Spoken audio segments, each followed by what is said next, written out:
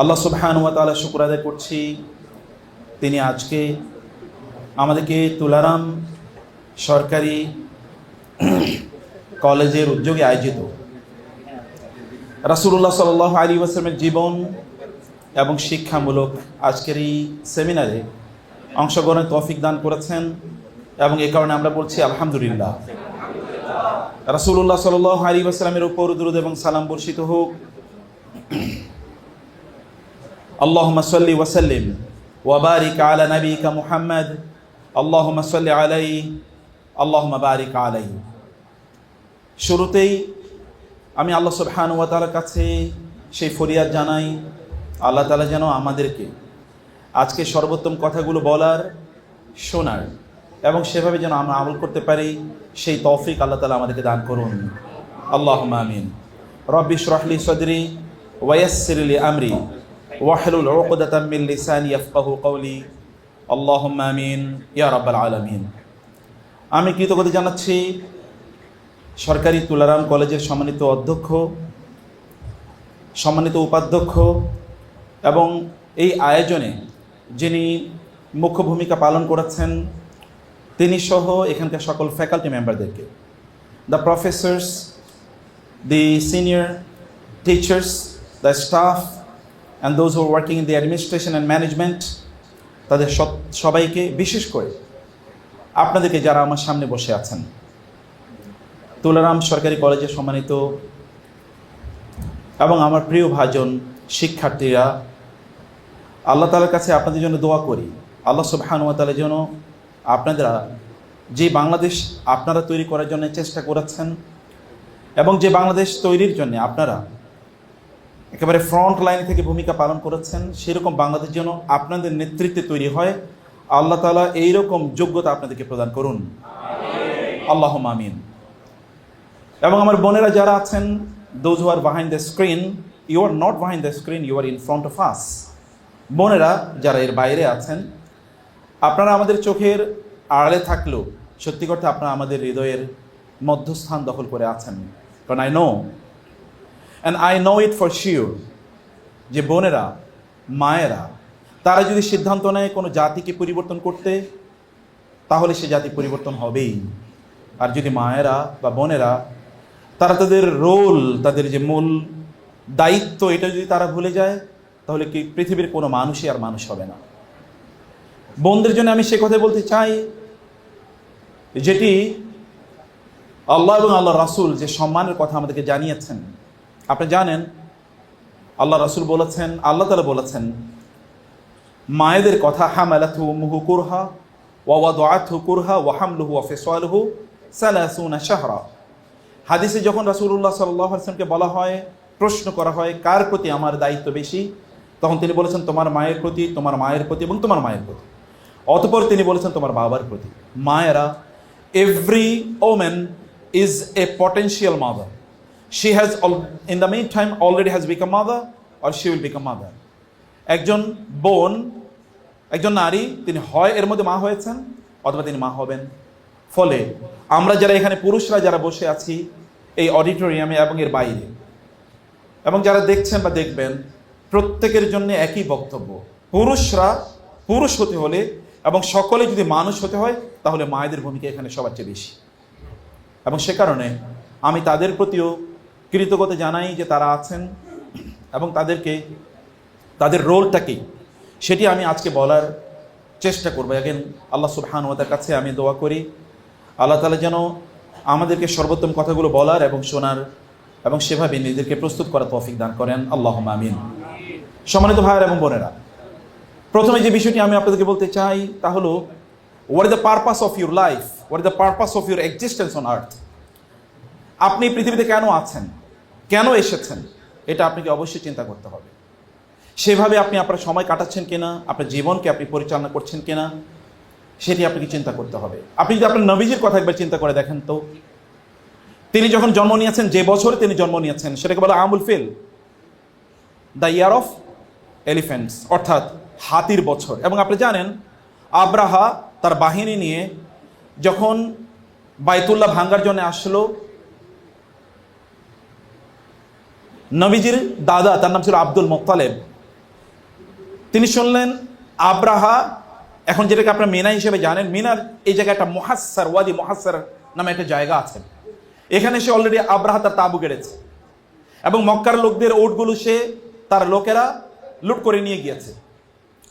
Abdul Muttalib তিনি গেলেন আব্রাহার কাছে। আব্রাহা আব্দুল মুত্তালিবের পার্সোনালিটি, তার সৌম্য শান্ত চেহারা দেখেই অভিভূত হয়ে পড়লেন এবং আব্রাহা তার নিজের সিংহাসন ছেড়ে আব্দুল মুত্তালিবকে স্বাগত জানালেন। আব্দুল মুত্তালিবকে তার সিংহাসনে বসাতে চাইলেন। আব্দুল মুত্তালিব বললেন, না, আমি আপনার সিংহাসনে বসবো না, আমি আপনার পাশেই বসি। আব্রাহা তার পার্সোনালিটি দেখে, তার ব্যক্তিত্ব দেখে অভিভূত হয়ে পড়লেন। তিনি বললেন, আপনি কেন এসেছেন? বলেন যে আমি এসেছি আমার এবং আমার পরিবারের আত্মীয় স্বজনের মক্কার কিছু লোকের ওটগুলো আপনার লোকেরা লুট করে নিয়ে এসেছে, আমি সেগুলোকে ফেরত নিয়ে এসেছি। আব্রাহা বলেন, আমি তো আপনাকে দেখে, আপনার পার্সোনালিটি দেখে আমি ভেবেছিলাম আপনি ওয়াইজার দেন মাই ইমাজিনেশন, যে আমি যা ভেবেছি তার চেয়ে অনেক অনেক বেশি বুদ্ধিমান, প্রজ্ঞাবান আপনি, কিন্তু আপনার কথা শুনে তো প্রজ্ঞা মনে হলো না। আব্রাহা বলেন, কেন? আব্দুল মুত্তালিব বলেন, কেন? বলে, আপনি কি জানেন না আমি কেন এসেছি? বলে, জানি। কেন এসছেন আপনি? কেন? আপনি বাইতুল্লাহ ধ্বংস করতে এসছেন। তো আপনি তো আমার কাছে এসে, being the leader of Mecca, আপনি আমাকে বলবেন যে আমি যেন বাইতুল্লাহ ধ্বংস না করি। আপনি আমার কাছে কয়েকটা উট চাইলেন। আব্দুল মুত্তালিব বলেন, আমি তো কয়েকটা উটেরই মালিক, এই কারণে আমি উট চেয়েছি। বাইতুল্লাহর মালিক যিনি, তিনি সেটা রক্ষা করবেন। দ্যাট ইজ হিজ কনসার্ন, এটা তার ইস্যু। অতএব তিনি তার ঘর রক্ষা করবেন, আমি আমার ঘর রক্ষা করছি, আমি আমার ফ্যামিলি রক্ষা করছি।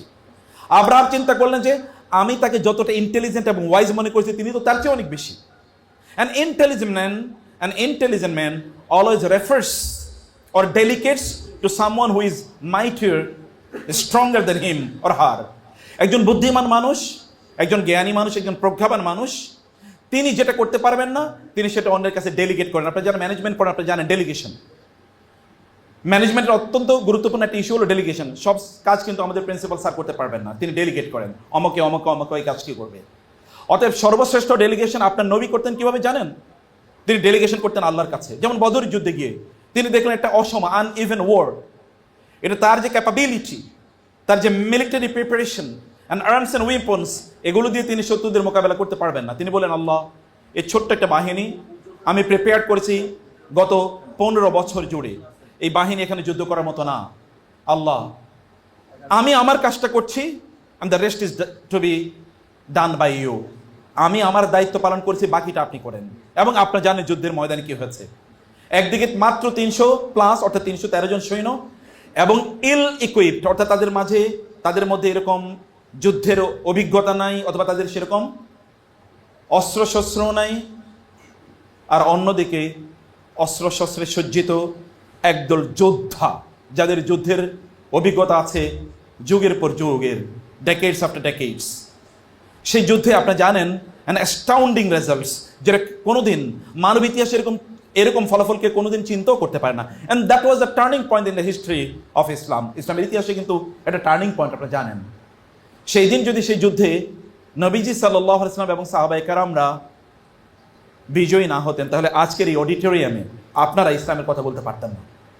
ইসলাম would not have come and enlighten this auditorium. Delegation is very important. Abdul Muttalib বলেন, আমার ঘর আমি রক্ষা করব, কিন্তু যার ঘর, ওটার নাম তো বাইতুল্লাহ। বাইতুল্লাহ মানে কি? The house of Allah, and it is his responsibility to protect his home, his house. Abraha চিন্তা করতে মহাবুদ্ধিমান দেখতেছে। আব্রাহা বলে, আচ্ছা ঠিক আছে। তিনি চলে আসলেন। আব্দুল মুত্তালিব তার ওটগুলো এর ফয়সালা নিয়ে তিনি চলে আসলেন।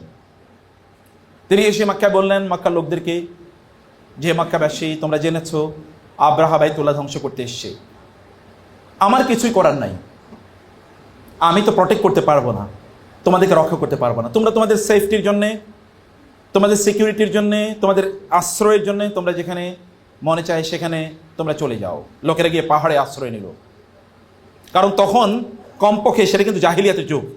জাহিলিয়াতের যুগে এরকম ছিল না যে সেখানে রাতের বেলা মানুষের উপর হাজার অথবা শত অথবা কিলোমিটার, বহু কিলোমিটার উপর থেকে বোম মেরে মানুষের ঘর বাড়িগুলো ধ্বংস করে দেওয়া হয় রাতের অন্ধকারে, অথবা হসপিটালে বোম্বিং করা হলো এবং মানুষকে হত্যা করা হলো, অথবা নারীদেরকে হত্যা করা হলো, অথবা শিশুদেরকে হত্যা করা হলো, অথবা পেশেন্টদেরকে হত্যা করা হলো, যেটা আমরা গাজাতে দেখতে পাচ্ছি। মানুষ কমপক্ষে ততদিন সেই জাহিলিয়াতের যুগে, অন্ধকারের যুগে ততটা অসভ্য ছিল না, অমানবিক ছিল না। আজকের কথিত সভ্যতায় মানুষ যে জায়গায় এসে পৌঁছেছে, অথবা আপনারা 24-এ যেটা দেখেছেন, আপনাদের মতো এখানে আমি শুনেছি 4 জনকে শহীদ হয়েছেন, আপনাদের বন্ধুরা 4 জন শহীদ হয়েছে। মানুষকে এভাবে কিভাবে, আমি এখনো সেই সিনগুলো দেখলে, বিশেষ করে যাত্রাবাড়িতে যখন দেখি ছাত্ররা বা শিক্ষার্থীরা ওরা বের হচ্ছিল, তখন তাদেরকে গুলি করে হত্যা করা হয়েছে, স্টিল ওই সিনটা যখন আমার চোখের সামনে ভাসে, তখন ওই রাতে আমার ঘুম আর হয় না। I cannot sleep, I cannot close my eyes. এটা এতটা প্যাথেটিক, এতটা ইমোশনাল।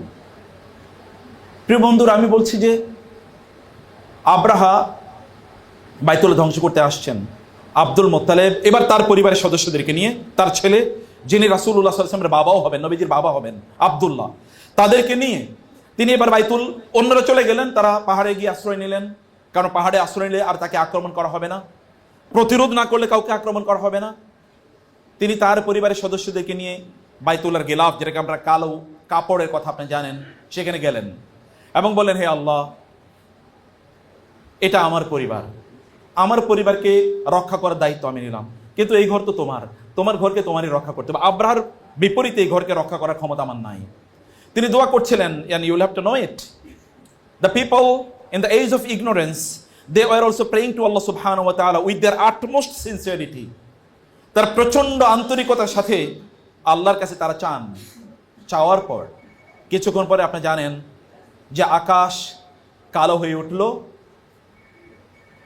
তারা মনে করছেন মেঘ, কিন্তু আসলে মেঘ না। সেগুলো কি ছিল? সেগুলো ছিল পাখি, ঝাঁকে ঝাঁকে পাখি। বলা হয় আবাবিল, আবাবিল মানে হচ্ছে ঝাঁকে ঝাঁকে, ইন ফ্লক্স, ঝাঁকে ঝাঁকে পাখি আসলো এবং প্রত্যেকটা পাখির মুখে এবং তার পায়ে হিজারাতাম মিন সিজিল, তাই না? যে এমন পাথর, যেই পাথরগুলো কি ছিল, এগুলোতে নাম অঙ্কিত। সিজিল, সাজ্জালা ইউসাজ্জিলু আরবিতে বলা হয়, মানে হচ্ছে ওইখানে নাম অঙ্কিত ছিল, অর্থাৎ আব্রাহার কোন সৈন্যের উপর গিয়ে কোন পাথরটা পড়বে ওটা কিন্তু ওইখানে লিখিত। এটা মানে সিজিল, লিখিত, এটা সাইন্ড এবং এটা ইন্ডিকেটেড, এটা ডিমার্কেটেড, এটা ডিফাইন্ড যে কার উপর গিয়ে পড়বে। And you know the rest of the stories, আপনারা জানেন। তিনি যখন এই পৃথিবীতে এসেছেন তখন তিনি বিজয় নিয়ে এসেছেন এবং তার মা বলেন, যখন তার জন্ম হয়েছে তখন তার মা বলেন, আমার সন্তান যখন জন্ম হলো তখন আমি হঠাৎ করে, অথবা রাতের বেলা তিনি বলেন, আমি স্বপ্নে দেখতে পেলাম যে বিভিন্ন জায়গায় অথবা আসমান থেকে এরকম একটা আলো এসেছে এবং এই আলোর মাধ্যমে আমি এই জিনিসগুলো দেখতে পেয়েছি। সত্যিকার তো আলো এসছে। আল্লাহ তাআলা বলেছেন, কদ জাআকুম মিনাল্লাহি নূরুন ওয়া কিতাবুম মুবিন, আল্লাহ তাআলার পক্ষ থেকে তোমাদের কাছে আলো এসেছে। তিনি তো আলো নিয়ে এসেছেন, তিনি নিজেও আলো এবং তিনি আলো নিয়ে এসেছেন। এবং এই কারণে তার স্ত্রী আয়েশা রাদিয়াল্লাহু তাআলা আনহা বলতেন, লানা শামসুন ওয়ালিল আফাকি শামসুন, আমার একটা সূর্য আছে এবং দিগন্তের একটা সূর্য আছে। দিগন্তের সূর্যটা কেবল দিনের বেলা আলো দেয়, কিন্তু আমার যে সূর্য, এটা 24 ঘন্টায় আলো দিয়ে যায়।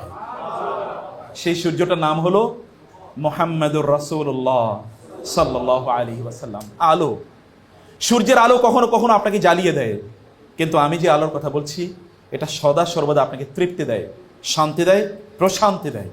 এটা সর্বদা আপনার সকল কষ্ট, দুঃখ ইত্যাদিগুলোকে একেবারে মুছে দেয়। আপনি যদি তাকে অনুসরণ করেন, তাহলে you will know the purpose of your life, কেন আপনি পৃথিবীতে আছেন। Then you will spend every second of your life minutely, meticulously এবং মেরিটোরিয়াসলি। আপনি প্রত্যেকটা মুহূর্তে তখন আপনি প্রজ্ঞার সাথে, বিজ্ঞতার সাথে এবং বুদ্ধিমান ব্যক্তির মতো করে আপনি কাটাবেন। আমরা যেই মানুষের ব্যাপারে এখানে আলোচনা করছি, তিনি তার জীবনটাকে ওই পারপাসের মধ্যে তিনি আবদ্ধ রেখেছেন। আল্লাহ তাআলা তাকে বলেছেন কেন তাকে তিনি পাঠিয়েছেন। ওয়াল্লাযী বাআসা ফিল উম্মিয়িনা রাসূলাম মিনহুম ইয়াতলু আলাইহিম আয়াতিহি ওয়া ইউযাক্কিহিম ওয়া ইউআল্লিমুহুমুল কিতাবা ওয়াল হিকমা ওয়া ইন কানু মিন ক্বাবলু লাফি দালালিম মুবিন। আপনি একবার তৎকালীন আরবের কথা চিন্তা করে দেখুন। ইয়াংরা, আপনাদেরকে মনে রাখতে হবে, আমি এমন একজন ব্যক্তির কথা বলছি যিনি ইয়াং, যিনি যুবক। যৌবনকে কেবলমাত্র বয়সের ফ্রেমে বাঁধা যায় না। যৌবন, আমি কত যুবককে দেখেছি যারা বৃদ্ধের মতো করে আচরণ করে, অথবা বৃদ্ধের চেয়ে তারা বৃদ্ধ। আবার অনেক বৃদ্ধকে দেখেছি, যেমন আমাদের প্রিন্সিপাল এবং ভাইস প্রিন্সিপাল স্যারদের কথা বলছি, যারা আপনাদের দৃষ্টিতে বৃদ্ধ হতে পারে, কিন্তু দে আর ইয়াঙ্গার দেন আস। তারা আমাদের চেয়ে অনেক অনেক বেশি যুবক। যৌবন তো পারফরমেন্সের ইস্যু, যৌবন তো বয়সের ইস্যু না। আপনারা যদি তার দিকে তাকান তাহলে দেখবেন যে তিনি যখন 63 বছর বয়স, তখন তিনি যেভাবে দৌড়ান, সারাদিন তিনি কাজ করেন এবং রাতের কমপক্ষে 2/3 তিনি দাঁড়িয়ে তাহাজ্জুদের নামাজ আদায় করেন, তার পা গুলো ফুলে যায়। তখন তার বয়স প্রায় 62 ক্রস করে 63-তে চলে যাচ্ছে। তার স্ত্রী আয়েশা রাদিয়াল্লাহু তাআলা আনহা, তিনি তখন, মানুষ যখন একটু বয়স যখন বাড়ে তখন তাদের কখনো কখনো তাদের একটু ফ্যাটি তারা হয়, অর্থাৎ তারা একটু ভারী হয়ে যায়। তখন তিনি একটু ভারী হয়ে পড়েছেন। লম্বা সময় জুড়ে রবের সামনে দাঁড়িয়ে থাকার কারণে তার পায়ের গোড়ালিগুলো ফেটে যেত, পায়ের গোড়ালিগুলো ফেটে যেত এবং তার স্ত্রী সেখানে মলম, অয়েনমেন্ট লাগিয়ে, তেল লাগিয়ে দিয়ে বলতেন, ইয়া রাসূলুল্লাহ, আপনাকে এত ইবাদত করা লাগে? আল্লাহ না আপনার অতীতের এবং ভবিষ্যতের সকল গুনাহ মাফ করে দিয়েছেন, আপনার এত ইবাদত করা লাগে? তিনি কেঁদে দিয়েছেন, ইয়া রাসূলুল্লাহ, কেন আপনাকে এত কষ্ট? কারণ স্ত্রী দেখেছেন স্বামীর পা ফেটে যাচ্ছে। স্বামী বললেন, আফালা আকুনু আবদান শাকুরা, যে রব আমার পূর্বের এবং পরের সকল গুনাহ মাফ করে দিয়েছেন, আমি কি তার প্রতি আমার কৃতজ্ঞতা আদায় করব না? এবং কৃতজ্ঞতা আদায় করতে গিয়ে তার ইবাদতের মাত্রা বেড়ে গেছে, ইবাদতের মাত্রা একটুও কমেন নাই। Because he knew what the purpose of his existence, কেন তিনি বেঁচে আছেন। আপনি যখন এই পৃথিবীতে বেঁচে আছেন, everyday you will have to make the difference. প্রতিদিনই আপনাকে পার্থক্য তৈরি করতে হবে। একটি অন্ধকারাচ্ছন্ন, আপনি জানেন এটার নাম আইয়ামে জাহিলিয়াত, দ্য হোল ওয়ার্ল্ড রিকগনাইজেস ইট। এই পৃথিবীর এমন কোনো সভ্যতা নাই, এমন কোনো মানুষ নাই যারা এটাকে আইয়ামে জাহিলিয়াত বলে না। আইয়ামে জাহিলিয়াতের একটা ঘটনা আপনারা বলেন, আপনি জানেন রাসূলুল্লাহ সাল্লাল্লাহু আলাইহি ওয়াসাল্লাম তিনি বসে আছেন, তার কাছে একজন সাহাবী আসতো সদা সর্বদা, এবং তিনি এসেই সদা সর্বদা মাথাটা একেবারে নিচে, would lower his gaze always, মাথা কোনোদিনই উপরে তুলতেন না। একবার রাসূল তাকে বললেন, কি ব্যাপার, তুমি কখনই মাথা তোলো না, উপরের দিকে তাকাও না, হোয়াট হ্যাপেন্ড, একটু মাথা তোলো। তিনি বলেন, ইয়া রাসূলুল্লাহ, যখন আপনার কাছে আসি তখন আমার অতীতের একটা ঘটনা মনে পড়ে যায়, আমি আর মাথা তুলতে পারি না। তিনি বলেন, কি সেটি? বলেন, ইয়া রাসূলুল্লাহ, আমি কেমনে বলি আপনার কাছে এই কথা? তিনি বলেন, বলো। তিনি বলেন, ইয়া রাসূলুল্লাহ, আমার দীর্ঘদিন আমি বিয়ে করার জন্য চিন্তা করেছিলাম, পরে আমি বিয়ে করলাম। আমি বিয়ে করিনি, তৎকালীন জাহেলি সমাজে এরকম যে বিয়েকে কঠিন করে দাও, জেনাকে সহজ করে দাও, নাকি কি বলেন আপনারা? এখন বিয়ে সহজ না জেনা সহজ? জেনা সহজ না? 18 বছরের আগে যদি কেউ বিয়ে করে তাহলে পুলিশ তাকে ধরতে নিয়ে যায়, আর 18 বছরের আগে কেউ যদি জেনা করে তাহলে কেউ তাকে কিছু বলে না। এটা কি একটা সুস্থ সমাজ না অসুস্থ সমাজ? একটা ভয়াবহভাবে অসুস্থ সমাজ। এ স্যারকে জিজ্ঞেস করতে, স্যার কবে বিয়ে করছে? আমি জানি না, স্যারের কথা নিয়ে বাদ দিলাম, স্যারের বাবা কবে বিয়ে করেছে জিজ্ঞেস করেন। আচ্ছা, স্যারের বাবার কথা বাদ দিলাম, স্যারের মা কবে বিয়ে করেছে জিজ্ঞেস করেন। আমার মার যখন বিয়ে হয়েছে তখন তার বয়স 12, আমার নানির যখন বিয়ে হয়েছে তখন তার বয়স নাকি 10 শুনেছে, এবং নানি দাদিদের বিয়ে এরকমই হয়েছে। যখন আমি ওই আলোচনা একটু পরেই আসি, আমি বলছি যে এরকম একটা সময়ে, এরকম একটা জাহেলি সমাজে তিনি বিয়ে করেননি, পরে বিয়ে করলাম। বিয়ে করার পরে আমার একটা মেয়ে হলো, কিন্তু আমি তখন চিন্তা করলাম মেয়ে হয়েছে, কারণ জাহেলি যুগে কন্যা সন্তান হওয়াটা কি, এটা খুবই একটা অন্যায়, অথবা এটা এক ধরনের অসম্মান, ডিসঅনার।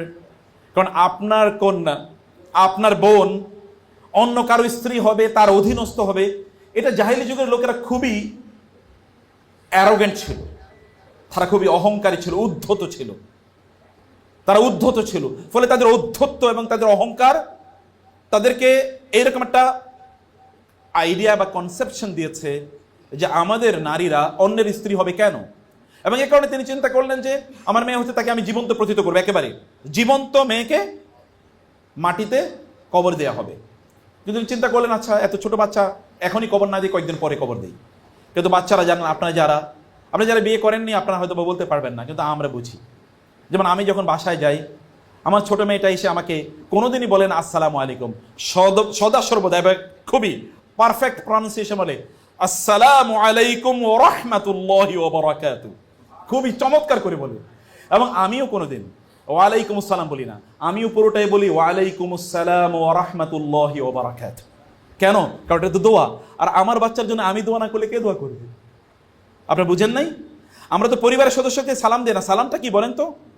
দোয়া তো, আসসালামু আলাইকুম, তোমার উপর শান্তি বর্ষিত হোক, ওয়া রাহমাতুল্লাহ, আল্লাহ তোমাকে রহমত দিয়ে ভরপুর করে দেখ, ওয়া বারাকাতুহু, আল্লাহ তাআলা তোমাকে বরকত দিয়ে ভরপুর করে দেখ। এটা তো আপনার পরিবারের সদস্যরাই সবচেয়ে বেশি পাওয়ার যোগ্য। আপনার বাবা পাবেন, আপনার মা পাবেন, আপনার ভাই বোন, আপনার স্ত্রী, আপনার স্বামী, তারাই তো বেশি পাওয়ার যোগ্য। বাচ্চারা, মেয়েরা যখন একটু বড় হয় তখন তারা আরো আকর্ষণীয়, আরো অ্যাট্রাকটিভ হয়ে ওঠে, তাদের প্রতি মমতা এবং ভালোবাসা আরো বাড়ে। বিশেষ করে বাবাদের সাথে মেয়েদের রেপোর্ট হয় বেশি, মায়েদের সাথে ছেলেদের রেপোর্ট হয় বেশি। আমার পরিবার এরকম, আমার মাকে আমি প্রচন্ড ভালোবাসি, আর আমার ছেলেও তার মাকে প্রচন্ড ভালোবাসে। And I think that it is more than me. এবং স্যাররাও একই কথা বলবেন। তিনি বলে মেয়েটা বড় হচ্ছে এবং ওর প্রতি আমার ফ্যাসিনেশন, লাভ, অ্যাফেকশন, উইকনেস এগুলো বাড়ছে, কিন্তু আমি তো সিদ্ধান্ত নিয়েছি তাকে হত্যা করব। এবং ও আরো বড় হচ্ছে, ও আরো সুন্দর হচ্ছে, তার প্রতি আমার ভালোবাসা আরো বাড়ছে, কিন্তু আমি তো সিদ্ধান্ত নিয়েছি তাকে হত্যা করব, তাকে একেবারে মাটিতে পুঁতে দেব। একবার সিদ্ধান্ত নিয়ে আসলাম, না আজকে এটা করবই, এবং দূরে একটা গর্ত আমি খনন করে এসেছি জঙ্গলে। এরপর আমি এসে তার মাকে বললাম, মেয়েকে একটু বেড়াতে নিয়ে যাবো, অনেকদিন বেড়াতে নিয়ে যায় না, মেয়েকে একটু বেড়াতে নিয়ে যাও, একটু তাকে সাজিয়ে দাও। ওর মা একটু চিন্তা করলো, হঠাৎ করে উনি এরকম বলছেন, কারণটা কি? কারণ তৎকালীন সমাজে তো এরকম একটা অবস্থা আছে, কারণটা কি, কেন তিনি এটা বলছেন? তারপরেও বাবা যখন তার মেয়েকে নিতে চায়, মা তো আর নিষেধ করতে পারে না। তারপর মা বলেছে, দেখো আমার মেয়েটার যেন কোনো ক্ষতি না হয়। মা বলে দিচ্ছেন, বলা হয় যে কন্যার যদি বা সন্তানের যদি কোনো সমস্যা হয় তাহলে মায়েদের মনে নাকি আগে জাগে। মা আগে বলে দিয়েছেন, তুমি কোনো আমার মেয়েটার যেন কোনো সমস্যা না হয়। এবার মেয়ে বাবার সাথে যাবে, মেয়ের যে কি আনন্দ, তাকে সুন্দর করে সাজিয়ে দেওয়া হলো, মাথায় তাকে ওই যে ফিতা এগুলো বেঁধে দেওয়া হলো, এবং সুন্দর জামা কাপড় পরে মেয়ে বাবার সাথে যাচ্ছেন। আর যখনই যাচ্ছেন, ওই যে রাস্তার পাশে বিভিন্ন ধরনের ফুল, অর্থাৎ সেই আরব দেশে যেরকম পাওয়া যায়, ওই জায়গায় একটু যাচ্ছেন, ওইটা একটু ধরছেন, ওইখানে একটু গাছ ওটা ধরছেন, ওইখানে প্রজাপতি বা এরকম আর কি, বাচ্চারা যা করে দৌড়াচ্ছেন। মানে বাবার সাথে যাচ্ছে, আজকে তার আনন্দের সীমা নাই, বাবার সাথে তিনি যাচ্ছেন। এখন বাবা তাকে কোনো একটা জায়গায় নিয়ে যাবে, কোথায় নিয়ে যাচ্ছ বাবা? তোমাকে এক জায়গায় বেড়াতে নিয়ে যাচ্ছি। কিন্তু হঠাৎ করে হাইওয়ে ছেড়ে একটা অন্য রাস্তা বাবা নিয়েছেন, অন্যদিকে যাচ্ছেন। বলছে, বাবা এইদিকে তো আমাদের কেউ নাই, তুমি কই যাচ্ছ এইদিকে? বলে, না এদিকে জরুরি কাজ আছে। নিয়ে যাচ্ছেন প্রান্ত পেরিয়ে দূরে একটা জঙ্গল, জঙ্গলের কাছে। বাবা কই যাচ্ছ? মেয়ের মধ্যে এবার একটু হালকা একটু আতঙ্ক তৈরি হয়েছে, বাবা এইদিকে নিয়ে যায় কেন? আবার পড়ন্ত বিকেল, কিছুক্ষণ পর সন্ধ্যা হয়ে যাবে। বাবা বললেন, না কোনো সমস্যা নেই, চলো। তারপরে মেয়েকে নিয়ে একটু জঙ্গলের মধ্যে নিয়ে গেলেন। মেয়ে এবার একটু ভয় পেয়ে গেলেন, বাবা অন্ধকার হয়ে যাচ্ছে, কোথায় নিয়ে যাচ্ছ? বলে, কোনো সমস্যা না, আসো, তুমি আমার সাথে আসো তো। বাবা একটু ধমক দিলেন, ছোট বাচ্চা তো আর কথা বলেন না বাবার সাথে, একটু ভয় পেয়েছেন। সামনে যখন গেলেন, মেয়ে দেখলেন ওইখানে একটা গর্ত। মেয়ে এবার ভয় পেয়ে গেছেন, বাবা নিশ্চয়ই একটা বড় ঘটনা ঘটাবেন। মেয়ে দেখে বলে, বাবা তুমি আমাকে কেন এখানে নিয়ে এসছো? বাবা বলেন, কোনো কথা নাই। মেয়েকে তিনি টেনে নিয়ে গেলেন গর্তের কাছে, এবং গর্তের মধ্যে মেয়েটাকে ছুঁড়ে ফেলে দিলেন।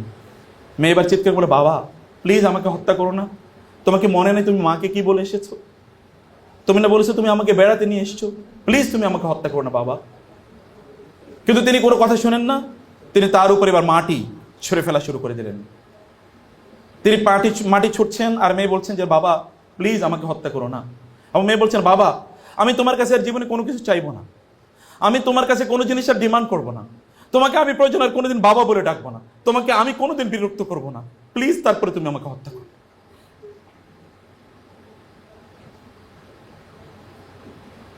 তিনি বললেন যে, আমি সেখান থেকে দৌড়ে পালালাম, কিন্তু আমি পেছন থেকে চিৎকার করে শুনছিলাম যে মেয়ে বলছে, বাবা আমি ভয় পাচ্ছি, তুমি আমাকে কোথায় রেখে যাচ্ছ? আমি ভয় পাচ্ছি, তুমি আমাকে কোথায় রেখে যাচ্ছ?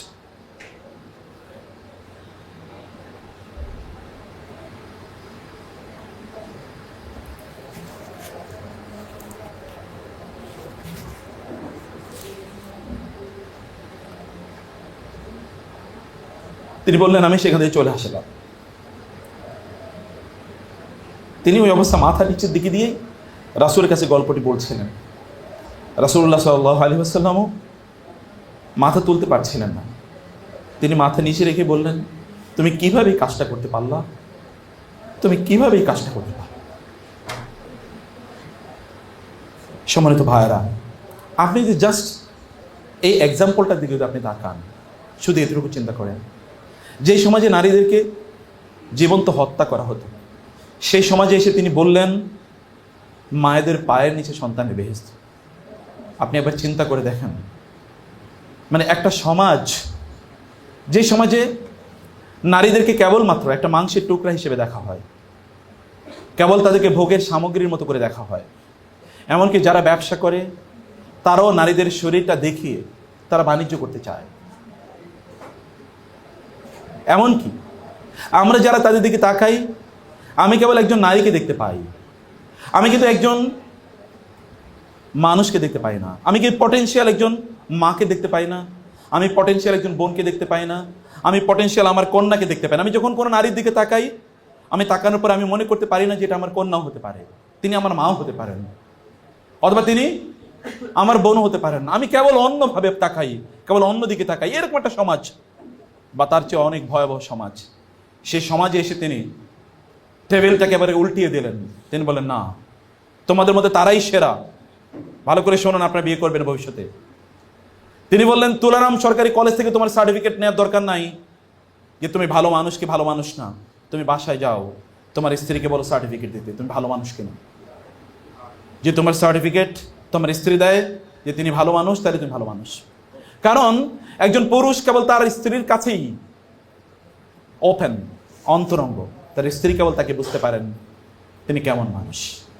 তার ঘরে সেখানে তো কোনো কিছু সিক্রেট থাকে না।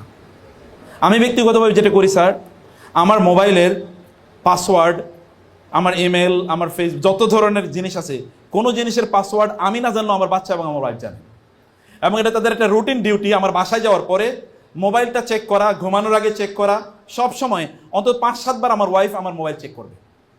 এটা সন্দেহ করে না, এমনি উনি মনে করেন যে আমার কোনো মেসেজ, কারণ হাজার হাজার মেসেজ আসে, কোথাও কোনো মেসেজ আমি মানে আনসিন আছে কি না, যেটা খুবই গুরুত্বপূর্ণ, এই কারণে হয়তো তিনি দেখেন। কিন্তু আমাদের অনেকের আছে তাদের মোবাইলগুলো লক থাকে, স্ত্রীও জানে না, অন্য কেউ জানে না। আপনার এটা তো আপনার স্ত্রীর কাছে আপনার ওপেন থাকার কথা, এটা তো লক থাকার কথা না। এবং তারটাও আপনার কাছে, যদিও আমার স্ত্রীর মোবাইলের তার পাসওয়ার্ডকে আমি আজ পর্যন্ত জিজ্ঞেস করি না, এবং এটা 1-2 বার খুলতে গিয়ে আমি খুলতে পারি না, এরপরে আর ওইদিকে আমি চেষ্টাও করি নাই। প্রিয় ভাইরা বোনেরা, এই শিক্ষা আমরা কোত্থেকে পেয়েছি? এই শিক্ষা পেয়েছি তার কাছ থেকে। তিনি চ্যালেঞ্জ করে বলেছেন, পৃথিবীতে একমাত্র মানুষ, ঐতিহাসিক ভলতেয়ার বলেছেন, every great man is a কমনার to his wife. পৃথিবীতে যত বড় পণ্ডিত বা বড় মানুষই হোক না কেন, তার স্ত্রীর কাছে তিনি সে কিছুই না, তুমি করি বলে। আপনার কাছে তিনি প্রেসিডেন্ট, কেউ তার স্ত্রীর কাছে তিনি তুমি, এর বাইরে কিছু না। হতে পারে তিনি ধমকও দেন। এবং বরং নোবেল ফ্যামিলিতে, অর্থাৎ যেই ফ্যামিলি খুবই সম্ভ্রান্ত, ওই ফ্যামিলিতে নারীদের একটু আওয়াজটা একটু উঁচু হয়, এই তুমি এত কথা বলো কেন, স্বামীরে ধমক দেয়। ওই ফ্যামিলিতে স্বামী স্ত্রীর ধমক দেয় না। এটা এক ধরনের নোবেলিটি। কারণ নারীদেরকে সম্মান কেবল তারাই প্রদর্শন করতে পারে যারা নিজেরা সম্মানিত, যারা নিজেরা মর্যাদাবান। আদরাইজ আপনি নারীকে ভোগের সামগ্রী বা তাকে আপনি তুচ্ছ, তার ছেলে মনে করবেন, কিভাবে মনে করেন? তিনি তো মায়ের জাত। এটা কে শিখিয়েছেন? কারণ তিনি বলেছেন, তোমাদের মধ্যে তারাই সেরা যারা নারীদের কাছে, তোমাদের নারীদের কাছে সেরা। আমি চ্যালেঞ্জ করে বললাম, তোমরা আমার স্ত্রীদের কাছে যাও এবং তাকে জিজ্ঞেস করো, তাদেরকে জিজ্ঞেস করো আমার ব্যাপারে। সাহাবায়ে কেরাম আয়েশা রাদিয়াল্লাহু তাআলার কাছে গেলেন এবং বললেন, ইয়া আয়েশা রাদিয়াল্লাহু তাআলা, ইয়া উম্মুল মুমিনিন, হে মুমিনদের মা, আপনি বলুন তো রাসূলের চরিত্রটা কেমন? তিনি বলেন, তোমরা কি কোরআন পড়ো না? বলে, হ্যাঁ পড়ি তো। বলে, তো কানা খুলুকুল কোরআন, তাহলে আমাকে জিজ্ঞেস করার দরকার নাই তো, কোরআনে যা বলা আছে তাই তার চরিত্র, তার চরিত্র যা সেটাই কোরআনে বলা আছে। অতএব you can not make any difference between Quran and his character. His character is reflected in the Quran and the Quran is reflected in his character. আমরা অনেকে অনেক বই লিখি, বইয়ের সাথে আমার জীবনে কোনো মিল নেই, আছে কিনা? যারা বিজনেস করবেন বা করেন, এরা কি বিবিএ পড়ে বিজনেস করে নাকি? বুঝেন না আপনারা? বিবিএ পড়ে বিজনেস করে নাকি? করে না। আপনার এই পৃথিবীর সবচেয়ে ধনী লোকের নাম ওয়ারেন বাফেট, আপনি জানেন। সে কোন ইউনিভার্সিটিতে পড়েছে? হার্ভার্ড ইউনিভার্সিটিতে বিজনেস স্কুলে অ্যাপ্লাই করেছিল পড়ার জন্য, তাকে রিজেক্ট করেছে, না তুমি এই ইউনিভার্সিটিতে পড়ার যোগ্যই না, কিন্তু পৃথিবীর সবচেয়ে বড় ধনী। এখনো হার্ভার্ড ইউনিভার্সিটিতে বলা হয় হার্ভার্ড ইউনিভার্সিটির সবচেয়ে ব্যর্থতা হলো যে তাকে ওইখানে ছাত্র বানাইতে পারে নাই। আপনি যদি আবু বকরের কথা বলেন, কোন ইউনিভার্সিটির ছাত্র তিনি? ওসমানের কথা বলেন রাদিয়াল্লাহু তাআলা আনহু, কোন ইউনিভার্সিটির ছাত্র তিনি? আর যদি আপনি আব্দুর রহমান ইবনে আওফের কথা বলেন, তাহলে তিনি কোন বিশ্ববিদ্যালয়ের ছাত্র? তারা সকলে একটা বিশ্ববিদ্যালয়ের ছাত্র। সে বিশ্ববিদ্যালয়ের নাম হচ্ছে মুহাম্মাদুর রাসূলুল্লাহ সাল্লাল্লাহু আলাইহি ওয়াসাল্লাম। প্রিয় ভাইরা, সম্মানিত বোনেরা, ফোকাস কি? আপনি কেন এসেছেন পৃথিবীতে? তিনি বলেছেন, আমি এসেছি মানুষের মধ্যে চরিত্রের পূর্ণতা প্রদান করার জন্য। তার চরিত্রে আপনাকে চ্যালেঞ্জ করে আমি বলে গেলাম আপনাদেরকে, আপনারা তার চরিত্রের মধ্যে একটা ব্লেমিশ, একটা ক্যারেক্টার খুঁজে বের করবেন। একটা, before his prophethood and after his prophethood, নবুয়তের পূর্বে বা নবুয়তের পরে একটা স্পট, একটা স্টিগমা, একটা কালো দাগ খুঁজে বের করেন তো। আপনি জানেন, যখন তিনি আল্লাহর পক্ষ থেকে নির্দেশিত হলেন, মানুষকে আপনি আহ্বান করুন, ও আনজির আশিরাতাকাল আকরাবিন ইয়া আইয়ুহাল মুদ্দাসসির কুম ফাআনজির ওয়া রাব্বাকা ফাকাব্বির ওয়া সিয়াবাকা ফাতাহির ওয়ার রুজ্জা ফাহজুর। হে যিনি কম্বল মুড়ি দিয়ে শুয়ে আছেন, উঠুন, মানুষ আপনি ডাকুন, মানুষকে আহ্বান করুন দিনের প্রতি। তিনি সেখানে গেলেন, তিনি সাফা পাহাড়ের পেছনে গেলেন, এবং সাফা পাহাড়ের পেছনে, পাহাড়ের মানে পাদদেশে নিচে দাঁড়িয়ে তিনি বললেন, ইয়া মাশার কুরাইশ, ও কুরাইশ কমিউনিটি। তিনি এতটা কমান্ড সমাজে রাখতেন, ইয়াং জেনারেশন আপনাদেরকে ভালো করে শুনতে হবে, তিনি সমাজে এমন একটা কমান্ড রাখতেন, যদি তিনি মানুষকে ডাকতেন তাহলে মানুষ বুঝতো মুহাম্মদ যেহেতু ডেকেছে সাল্লাল্লাহু আলাইহি ওয়াসাল্লাম, তার মানে এটা খুবই গুরুত্বপূর্ণ কোন একটা ইস্যু, এটা খুবই গুরুত্বপূর্ণ। ওই রাখাল বালকের মতো না, যে রাখাল বালক তার বকরিগুলো নিয়ে মাঠে গিয়েছে, বকরিগুলো নিয়ে খেলছিল, এবং হঠাৎ করে তার মনে হলো মানুষকে একটু কি করা দরকার, একটু ঠাট্টা, একটু উপহাস, একটু হাসি, একটু তামাশা, একটু খেলা ইত্যাদি করা দরকার মানুষের সাথে। হঠাৎ করে এই নেকড়ে বাঘ, নেকড়ে বাঘ, নেকড়ে বাঘ, লোকেরা সবাইকে লাঠি নিয়ে গেল। যাওয়ার পরে দেখলো এই বাচ্চা খিলখিল করে হাসছে, ছেলেটা ইয়াং আপনাদের বয়সী, খিলখিল করে হাসছে। কেন? বলে আপনাদের সাথে একটু মজা করলাম। লোকেরা চলে গেল। এবং দ্বিতীয় দিনও কি, আবার কয়েকদিন পরে সে আবার মজা, এই নেকড়ে বাঘ আমাকে খেয়ে ফেললো।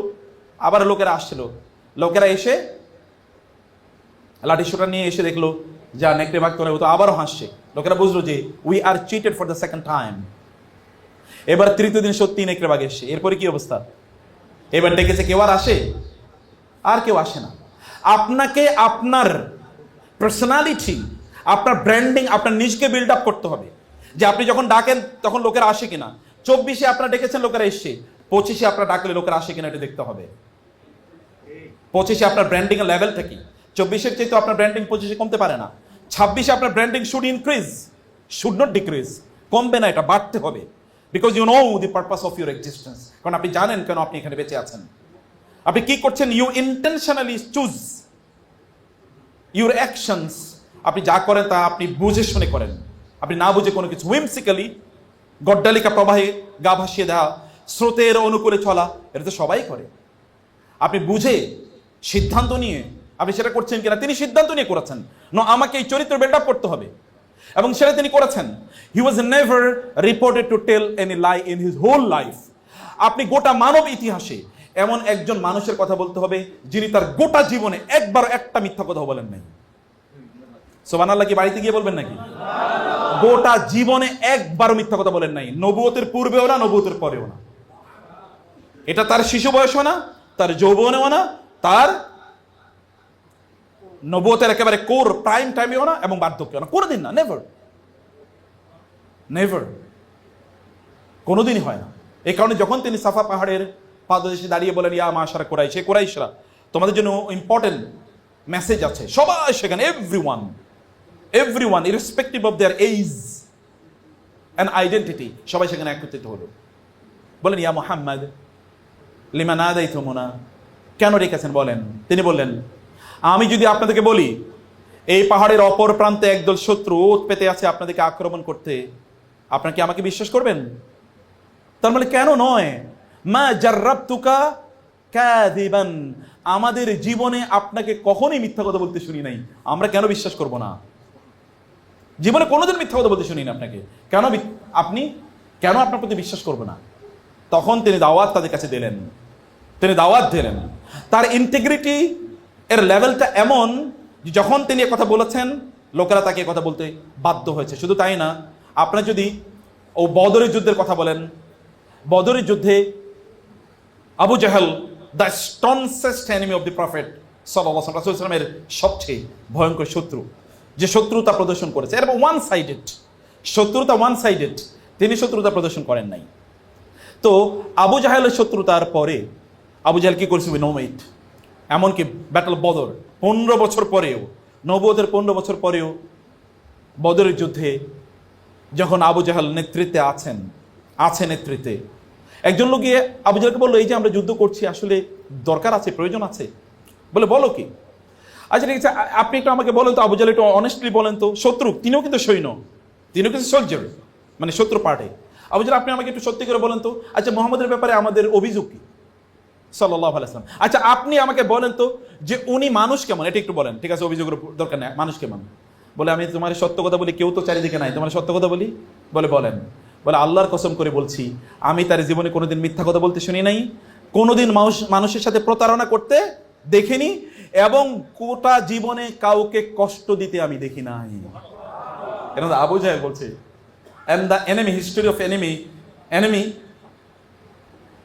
of the enmity between these two, or between him and the messenger of Allah, is 15 years. 15 বছর পরে কথা বলতে বাধ্য হয়েছে, যে কোনোদিন আমরা এটা খুব শুনি নাই। আপনারা বলেন, আপনারা কি নিয়ে সামনে এগোতে চাচ্ছেন? আপনার পারপাস কি? আপনি কি করতে চাচ্ছেন? কেন আপনি আছেন এই পৃথিবীতে? আপনারা বলেন চোখটা বন্ধ করেন তো, 15 সেকেন্ড না, 30 সেকেন্ডের জন্য চোখ বন্ধ করেন, এবং এবার আপনি চিন্তা করেন আপনারা কি করতে চান, আপনারা ভবিষ্যতে কি করতে চান, কেন এই পৃথিবীতে বেঁচে থাকবেন বলেন। What sort of difference you want to make, what sort of distinction you want to create in the society, what sort of impact you want to create in the society. চোখ বন্ধ করেন সবাই, ইনক্লুডিং মি, আমিও আমার চোখ বন্ধ করতেছি 30 second, এবং চিন্তা করেন যে আপনি কি করতে চান আপনার ভবিষ্যৎ জীবনে। ওকে, স্টার্ট প্লিজ।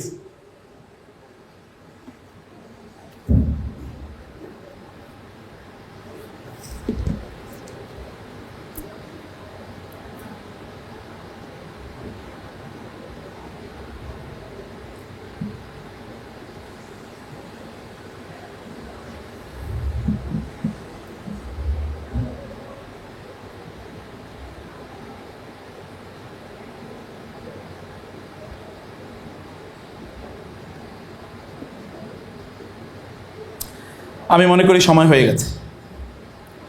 আপনি কি কেউ চিন্তা করতে পেরেছেন কি করবেন জীবনে? আচ্ছা, মাঝ থেকে কেউ একজন বলেন তো, মাঝ থেকে যে চশমা দেখছি একজনের, ওই যে মধ্যখানে চশমা, চুলও একটু বড় মনে হচ্ছে আমার কাছে। দাঁড়ান, আপনি you can understand home I am. ওই যে এই তো বুঝতে পেরেছেন, গুড। বলেন, বুঝতে পেরেছেন কি করবেন? হ্যাঁ, মাইক লাগবে না কি? মাইক আছে, এক্সট্রা মাইক? আচ্ছা, না থাকলে কমপক্ষে আপনি বলেন, অন্যরা শুনুক। এটা নিতে পারবে?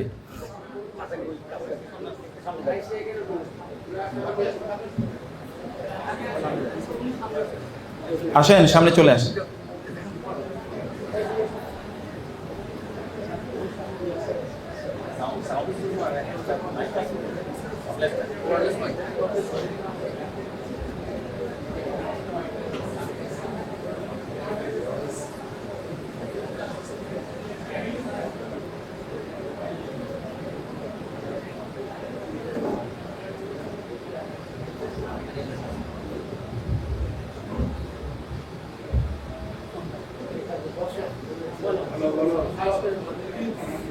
আপনি যা চিন্তা করেছেন এটা কোনো পরীক্ষার নাম্বার নাই এখানে।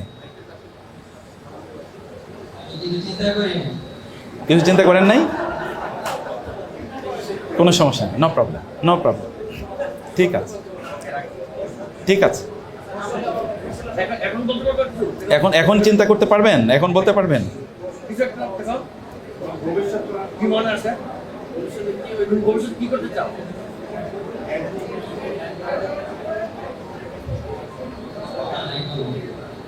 জি,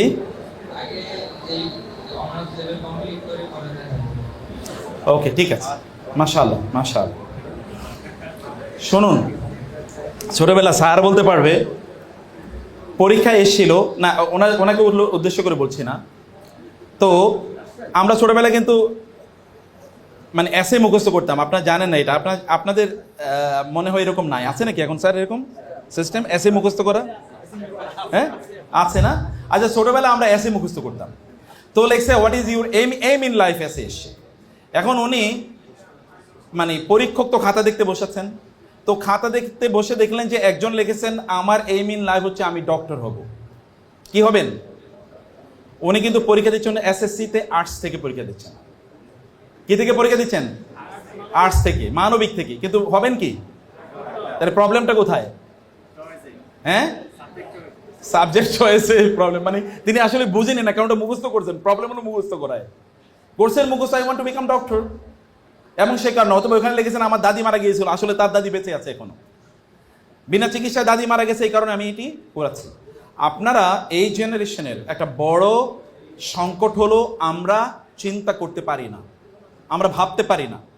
এবার আপনারা আসেন রাসূলুল্লাহ সাল্লাল্লাহু আলাইহি ওয়াসাল্লামের জীবনে একবার আসেন তো। আপনারা জানেন যে হেরা গুহার নাম শুনেছেন আপনারা? আচ্ছা হেরা গুহাতে তিনি করেছেন কি? নবী হওয়ার পরে ওইখানে গিয়েছেন, নবুয়তের পরে না নবুয়তের আগে? নবুয়তের আগে ওইখানে গিয়ে করেছেন কি? চিন্তা করেছেন? চিন্তা করেন নাই? ওইখানে 15 বছর তিনি চিন্তা করেছেন। কত বছর? when he married Khadijatul Kubra radiyallahu ta'ala anha, then he developed this habit of going into seclusion in Gare Hira and think over. তিনি সেখানে যেতেন, সেখানে গিয়ে তিনি চিন্তা করতেন করবেন কি। এটা খুবই গুরুত্বপূর্ণ যে আপনাদের নিজেদের জীবনে আপনারা কি করতে চান, এখনই যদি আপনারা এটা ঠিক না করে নেন তাহলে আপনার সময় তো কোথায় যাবে আপনি জানবেনও না, আপনি বুঝবেনও না। আমাদের এখন আমরা প্রত্যেকে পারপাস কি করে ফেলেছি জানেন? আমাদের মূল গন্তব্য, যেমন ধরেন আপনি যেতে চান হচ্ছে সৌদি আরব, আপনি হজ করতে যেতে চান, কিন্তু আপনি গাড়িতে উঠে বসে আছেন, আপনি জানেন না যে আপনি যাচ্ছেন সৌদি আরবে হজ করতে বা উমরা করতে, আপনার পারপাস আপনার কাছে ক্লিয়ার না, তাতে আপনি গাড়িতে উঠে ঘুমিয়ে যাবেন, অথবা আপনি প্লেন কি করবেন, আপনি সেটা মিস করবেন, এরপর আপনি যেতে পারবেন না। আমাদের পারপাসে একটা বড় ধরনের সংকট আছে, এ কারণে আমরা জানি না যে আমাদের পারপাসকে। অনেকেই যেটা করেন যে আপনার পারপাস হলো সুখ, তো সুখ তো আপনি এখনই পান, যেমন আপনি একটু আর্লি ঘুম থেকে উঠেন না, কারণ সুখের কারণে, সুখের সন্ধানে আপনি ঘুমিয়ে পড়ছেন, অথবা আপনি সুখের কারণে কি করেন, আপনি একটু আড্ডা দিচ্ছেন, অথবা ধরুন আপনি যে গেমস খেলছেন, কম্পিউটার গেমস খেলছেন, আপনার এখন সুখ লাগে গেমস খেলতে, এবং গেমস খেলে এখানে আপনি কি করছেন, আপনি অ্যাসাসিনস ক্রিড আপনি পাচ্ছেন। অ্যাসাসিনস ক্রিড মানে আপনি 1000 লোককে হত্যা করেছেন, এবং এটা আপনি এখন একটা ব্যাজ পেলেন, কারণ আপনি এতজনকে হত্যা করেছেন, পয়েন্ট অনেক বেড়েছে। কম্পিউটার গেমসে আপনি সারা রাত কাটিয়ে দিয়েছেন অথবা সারাদিন কাটিয়ে দিয়েছেন, কারণ আপনার পারপাস হলো একটু সুখ, অথবা ক্ষণিকের সুখ আপনি পেয়েছেন। এই সুখের পেছনে আপনি ঘুরছেন, যেটা আপনি বুঝেনি না যে আসলে সুখটা কি, ফলে সামান্য কিছু সুখের পেছনে আপনার অনেকে হয়তোবা ঘুরেন। অনেকে হয়তোবা আমরা ঘুরি কেবলমাত্র আমাদের কিছু, যেমন একটু কুল হবো, একটু স্মার্ট হবো, তাহলে অন্যের মতো করে একটু জামা কাপড় পরা, অন্যের মতো করে একটু চুল রাখা, অন্যের মতো করে একটু ব্র্যান্ডেড মানে জামা কাপড় পরা, অথবা অন্যের মতো করে একটু লাইফস্টাইল মেনটেন করা, অন্যের মতো করে কথাবার্তা বলা। এভাবে আমরা একটু কুল হতে চাই, অন্যের কাছে একটু স্মার্ট হতে চাই, অন্যরা আমাকে কিভাবে দেখছে, আমরা একটু সেলিব্রিটি হতে চাই, সবাই আমাদেরকে চিনুক, আমার ফেসবুকের পোস্টটা কতজন দেখছে, অথবা আমার এখানে কতজন কমেন্ট করছে, কতজন শেয়ার করছে, কতজন আমাকে ফলো করছে। আমাদের লক্ষ্য কেবলমাত্র সেলিব্রিটি হওয়া, অথবা কারো কারো লক্ষ্য কেবলমাত্র কিছু টাকা পয়সা অর্জন করা, কারো কারো লক্ষ্য হচ্ছে যে সমাজে কোনো একটা মানে মানুষ তাকে চিনুক, অথবা মানুষ তাকে শ্রদ্ধা করুক, অথবা একটু লিডার হওয়া, এরকম কোনো কিছু শর্ট টার্ম খুবই ছোট এক ধরনের অবজেক্টিভ বা লক্ষ্য নিয়ে আপনি যখন এগোন, তখন আপনি আপনার গোলে পৌঁছতে পারেন না, তখন আপনি আপনার গন্তব্যে পৌঁছতে পারেন না। গন্তব্যে পৌঁছার মূল উদ্দেশ্য হচ্ছে যে আপনি আসলে কি ইম্প্যাক্ট সমাজে রেখে দিতে চাচ্ছেন। আচ্ছা আপনি একবার চিন্তা করে দেখুন তো, রাসূলুল্লাহ সাল্লাল্লাহু আলাইহি ওয়াসাল্লামের কথা 1500 বছর অতিক্রান্ত হয়ে গেছে, এখন কি তিনি সমাজে আগের চেয়ে কম নাকি আগের চেয়ে বেশি ইম্প্যাক্ট রেখেছেন সমাজে?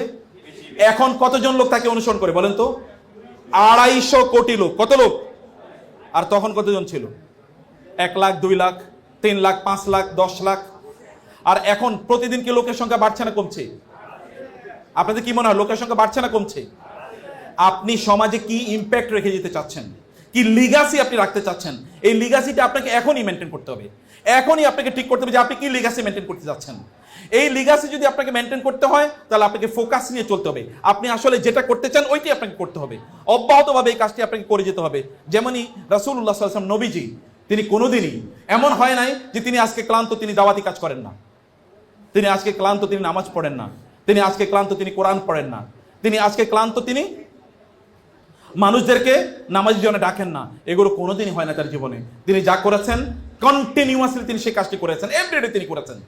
এবং আপনিও যদি বড় হতে চান তাহলে আপনি এটা করবেন, এভরিডে করেন।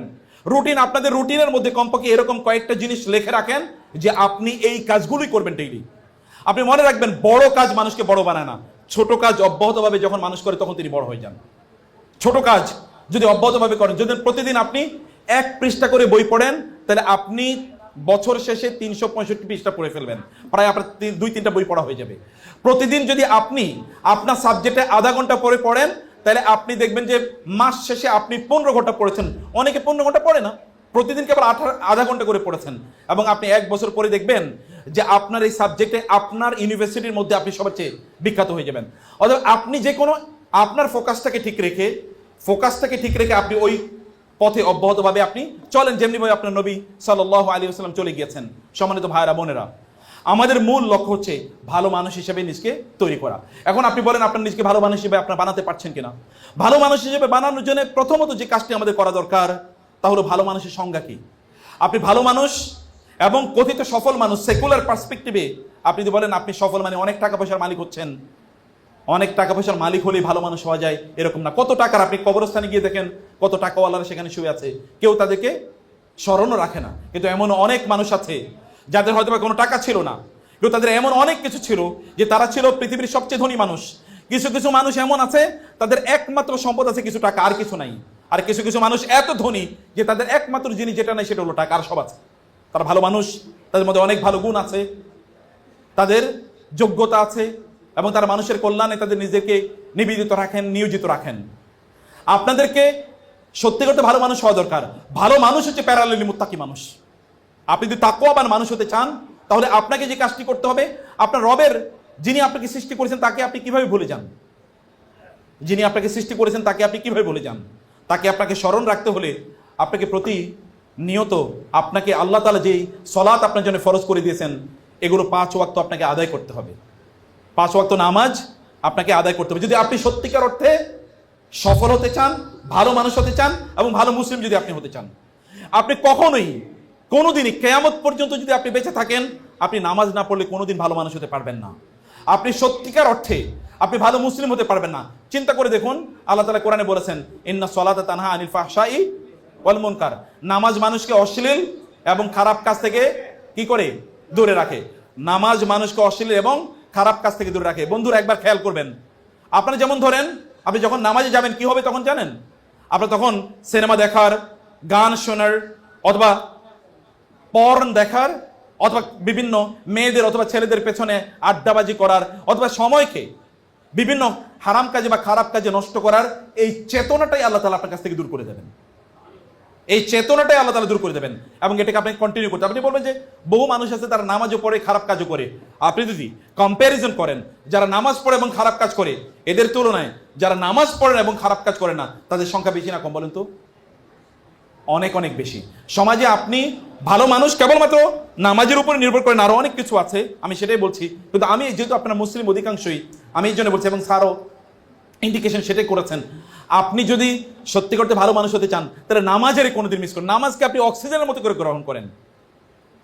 নামাজ যেমনিভাবে আপনার শরীরের জন্য অক্সিজেন প্রয়োজন, তেমনিভাবে আপনার আত্মার জন্য কি দরকার? নামাজের দরকার। নামাজ পড়লে আল্লাহ সুবহানাহু ওয়া তাআলা আপনার অন্তরে যত অশান্তি আছে সব আল্লাহ তাআলা দূর করে দেবেন। আপনার অন্তরটা প্রশান্ত হয়ে যাবে। আলা বিযিকরিল্লাহি তাতমাইন্নুল কুলুব। আল্লাহর জিকিরে অন্তরটা প্রশান্ত হয়ে যায়। মন খারাপ, আপনি নামাজ দাঁড়িয়ে যান না। আচ্ছা, আপনার চেয়ে বেশি শক্তিশালী কি আল্লাহ না বলেন তো? আমাদের চেয়ে শক্তিশালী কে? এই সব কিছু নিয়ন্ত্রণ করেন কে? আপনার কোনো সন্দেহ আছে? আচ্ছা, একবার চিন্তা করে দেখেন তো, আমাদের কথা একবার ভাবেন, আর আকাশের সূর্যের কথা একবার ভাবেন তো। সূর্যটা কি আমাদের চেয়ে ছোট না বড়? এই পৃথিবীর চেয়ে সূর্য কত গুণ বড়? 13 লক্ষ গুণ বড়। সূর্যের চেয়ে তারকা কত গুণ বড়? বিলিয়ন বিলিয়ন গুণ বড় না? আকাশে কয়টা তারকা আছে? কত আছে? এটা কোনো ধারণা আছে? নাসা কেবলমাত্র তাদের লেটেস্ট টেকনোলজি হোবল টেলিস্কোপের মাধ্যমে তারা বলেছে, এই আমাদের সূর্যটা যেই গ্যালাক্সিতে বসবাস করে, ওই গ্যালাক্সিতে প্রায় এইরকম সূর্য আছে 200 বিলিয়ন। কত বিলিয়ন? আর আমাদের গ্যালাক্সিটা যে ইউনিভার্সে আছে ওই ইউনিভার্সে প্রায় 100 বিলিয়ন গ্যালাক্সি আছে। তাইলে ওই ইউনিভার্সটা কত বড়? এখন কি পৃথিবী ইউনিভার্সে আছে না মাল্টিভার্সে আছে? মাল্টিভার্স। এখন ইউনিভার্স না, এখন একটা না, এখন হচ্ছে মাল্টি, মানে অনেক অনেক মহাবিশ্ব। এই এক একটা মহাবিশ্ব কে নিয়ন্ত্রণ করেন বলেন তো? এই রাস্তা দিয়ে যদি কোনো ট্রাফিক পুলিশ না থাকে তাহলে কি রাস্তায় গাড়ি ঠিক মতো চলবে? সব উল্টা যাবে, অ্যাক্সিডেন্ট হবে। তাহলে এত কিছু চলে, এগুলো কোনো নিয়ন্ত্রণ ছাড়াই চলে? যিনি এগুলোকে নিয়ন্ত্রণ করেন তিনি কত মহাশক্তিধর হতে পারেন। আপনি তার কাছে কেন আপনার নিজকে সুপর্দ করবেন না? আপনি যখনই বিপদে পড়েন নামাজে দাঁড়িয়ে যান না, 2 রাকাত নামাজ আদায় করেন মনোযোগের সাথে। চোখটা বন্ধ করে বলেন তো সুবহানাল্লাহ। আপনারা এখন বলেন তো, চোখটা বন্ধ করেন তো, বলেন তো সুবহানাল্লাহ, আলহামদুলিল্লাহ, আল্লাহু আকবার, লা ইলাহা ইল্লাল্লাহ। মনে একটু ধাক্কা লাগে কিনা বলেন তো? একটু ধাক্কা লাগে। নামাজটাকে মনোযোগ দিয়ে 2 রাকাত সালাত মনোযোগ দিয়ে পড়ে বলেন আল্লাহকে, সেজদায় গিয়ে বলেন আল্লাহ এটা আমার বিপদ, তুমি আমার বিপদটা দূর করে দাও। দেখেন না, ইউ এক্সপেরিমেন্ট টুডে, আজকে এটা করে দেখেন যে আপনার ওই বিপদ সমাধান হয়ে যায় কিনা, এবং দেখেন যে আপনি যা চান এটা আপনি পান কিনা। তবে বলেন না আমি জরিনারে চাই, আল্লাহ জরিনারে আমারে দিও, মা আমি সকিনারে চাই এটা দিও আমাকে, নাকি আমি খালেদের চাই এটা দিও, এরকম না, এটা বলার দরকার না। এখন তো আমাদের যুবকরা তারা নিজেরা দিনদার হবে না, কিন্তু তারা একজন কি ঐশ্বরিয়া রায়ের মতো সুন্দরী চায় নাকি? আবার আমাদের নারীরা তারা দিনদার চাইবে না, কিন্তু তারা কি বিল গেটসের মতো একজন ধনী লোক চায়। আপনাকে, আপনি যদি সত্যিকার চাই এমন, মানে আপনি ফাতেমা রাদিয়াল্লাহু তাআলার মতো দিনদার কিন্তু আবার ঐশ্বরিয়া রায়ের মতো সুন্দরী, এরকম আপনি যদি চান, মানে আমি গল্পে শুনি আর এরকম, আমি জীবনে দেখি না এদেরকে, কিন্তু আপনি যদি এরকম হতে চান, আপনাকে ফাতেমার মতো একজন নারী পেতে হলে আপনাকে আলীর মতো একজন দিনদার মানুষ হতে হবে। আর আপনি যদি আলীর মতো একজন দিনদার ছেলে চান তাহলে আপনাকে ফাতেমার মতো দিনদার নারী হতে হবে, আদারওয়াইজ আপনি কোনোদিন পাবেন না। আপনাকে পেতে হলে নিজকে যোগ্য করা দরকার, আর যোগ্য করতে হলে আপনাকে সালাতে সময় দেওয়া লাগবে। ভাইরা, সালাতে সময় না দিয়ে আপনার নিজকে আপনি ক্ষতিগ্রস্ত করছেন। বোনেরা, আপনার নিজকে আপনার হিউজ পটেনশিয়ালিটি আছে, আপনার ব্যাপক যোগ্যতা আছে, এবং আপনার পাওয়ার অধিকার আছে। আপনার পাওয়ার অধিকার থেকে আপনি কেন বঞ্চিত করবেন? আপনার রব আপনাকে দেওয়ার জন্যে, তিনি আপনাকে দেওয়ার জন্যে উদ্গ্রীব হয়ে আছেন। আপনি জানেন রাসূলুল্লাহ সাল্লাল্লাহু আলাইহি ওয়াসাল্লাম বলেছেন আল্লাহ তাআলা এমন, তার কাছে না চাইলে তিনি রাগ করেন, তার কাছে চাইলে তিনি কি হন? সন্তুষ্ট হন। আপনি চান না।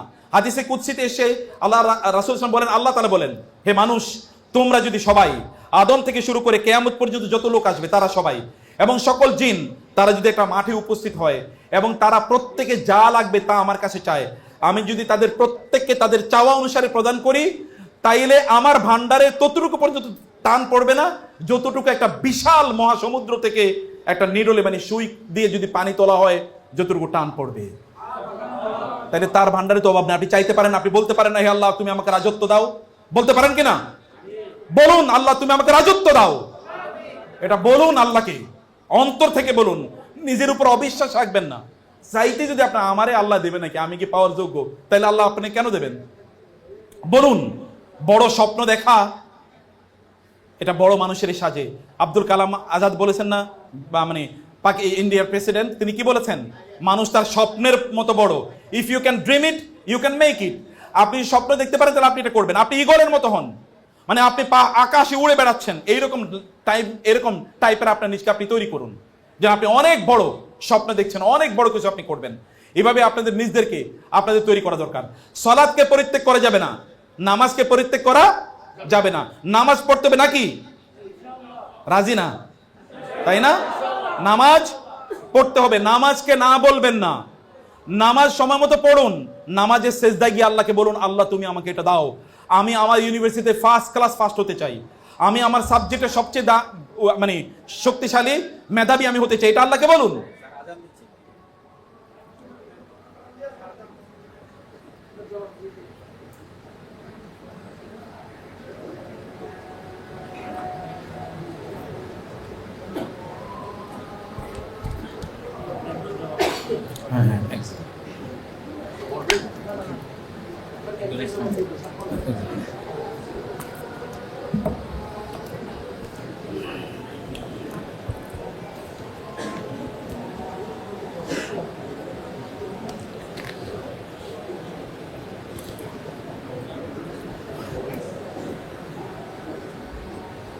সম্মানিত ভাইরা, আজান উত্তর দিচ্ছে কেউ ইনশাআল্লাহ। যে কথা আমি বলছি, আপনার নামাজের প্রতি মনোযোগী হন প্লিজ। নামাজ পড়ুন, সেজদায় লুটিয়ে পড়ুন, কাঁদুন। আপনি একটু হাত তোলেন তো, সর্বশেষ কবে কেঁদেছেন? একজন হাত তোলেন তো, গত এক সপ্তাহের মধ্যে কেঁদেছেন এরকম কেউ আছেন? একজন আছে, দুজন আছে, সুবহানাল্লাহ। কেঁদেছেন কে? মানে কেঁদেছেন কিভাবে, কেঁদেছেন কিনা, সর্বশেষ কবে কেঁদেছেন মনে আছে? আপনি কাঁদতে না পারলে আপনি কিভাবে শান্তি পাবেন? কান্না তো শান্তির জন্য প্রযোজ্য, শান্তির জন্য প্রয়োজন, ভয়াবহভাবে প্রয়োজন। আপনি গুগল করে দেখেন তো কান্নার, আপনি গুগল করে দেখেন যে কান্নার মানে টিয়ার্স অফ আইস, চোখের অশ্রুর কি মূল্য, একবার গুগলকে জিজ্ঞেস করেন, অথবা চ্যাট জিপিটি কে জিজ্ঞেস করেন, চ্যাট জিপিটিকে জিজ্ঞেস করেন, এআই কে জিজ্ঞেস করেন বলে, অথবা জেমনিকে জিজ্ঞেস করেন যে চোখের কান্নার মূল্য কি। দেখেন আপনার চোখ তাজা থাকবে, আপনার অন্তরটা প্রশান্ত হয়ে যাবে। যখন আপনি কাঁদেন, এটা বৃষ্টির প্রাণীর মতো, জানেন যখন বৃষ্টি আসে তখন কি হয়? চারিদিকে যত ময়লা আবর্জনা আছে সব কেটে যায় না? কাঁদতে পারলে কেটে যায়, আর আপনার কষ্টগুলো কেটে যায়, কষ্টগুলো দূর হয়ে যায়। আর যদি আল্লাহর কাছে কাঁদতে পারেন, আল্লাহ সুবহানাহু ওয়া তাআলা এই কান্নার কারণে আপনার মর্যাদা বাড়িয়ে দেবেন। মনে রাখবেন, আপনার মাথাকে যদি আপনি উঁচু করতে চান, যদি চান গোটা পৃথিবীর মানুষ আপনাকে সম্মান করুক, তাহলে আপনার মাথাটা আল্লাহর সামনে নিচু করতে হবে। আবার বলি, যদি চান গোটা পৃথিবীর মানুষ আপনাকে সম্মান করুক, তাহলে মাথাটা কার কাছে নিচু করতে হবে? আল্লাহর কাছে নিচু করতে হবে। আল্লাহর কাছে নিচু করলে আল্লাহ সুবহানাহু তাওয়াদা লিল্লাহি রাফাউল্লাহ, রাসূল সাল্লাল্লাহু আলাইহি ওয়াসাল্লাম বলেছেন, যদি আল্লাহর কাছে মাথা অবনত করে, তাহলে আল্লাহ তাআলা তার মাথাটাকে মানুষের কাছে উঁচু করে দেবেন। এই পৃথিবীতে সবচেয়ে বেশি নামাজ পড়েছে কি বলেন তো? আপনাকে বুঝতে পারেন নাই? পৃথিবীর সবচেয়ে বেশি নামাজ পড়েছে কি? দিনের বেলা আমরা কয় রাকাত নামাজ পড়ি? সর্বোচ্চ 17 রাকাত, তিনি সর্বনিম্ন 40 রাকাত নামাজ আদায় করতেন। আমাদের নামাজ কয় ওয়াক্ত? 5 ওয়াক্ত, তার নামাজ ছিল 6 ওয়াক্ত।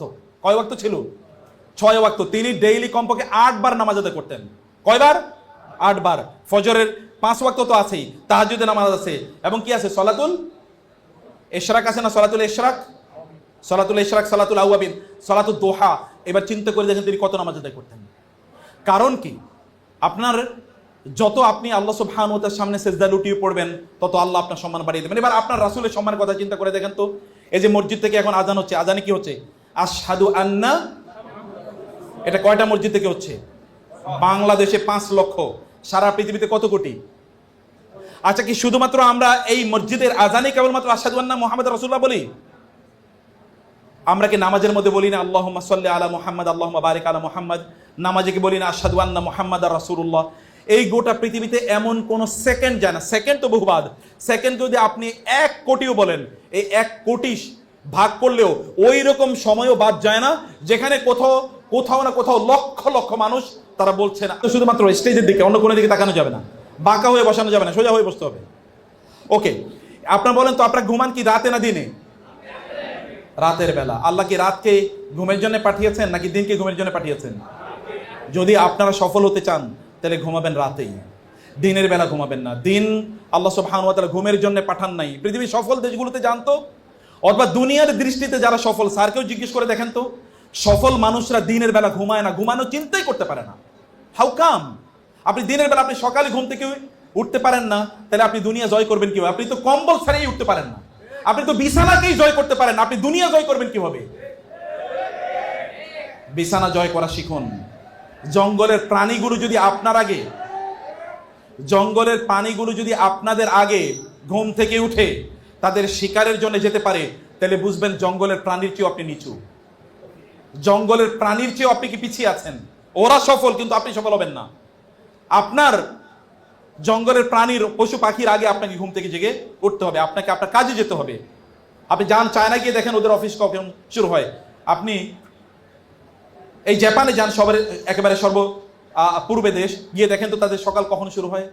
আল্লাহ রাসূল সাল্লাল্লাহু আলাইহি ওয়াসাল্লাম আপনার নবীজির জীবনে আসেন, যখন মক্কায় বাইতুল্লাহ নির্মাণের বিষয়ে এবং হাজারে আসওয়াদকে তার স্থানে রাখা নিয়ে সংকট দেখা দিল, তখন লোকেরা বলল, আগামীকাল সকালে সবার আগে যিনি বাইতুল্লাহর প্রেমিজে প্রবেশ করবেন, তিনি আমাদের মধ্যকার এই সমস্যার সমাধান করে দেবেন। সবার আগে প্রেমিজে কে প্রবেশ করেছিল?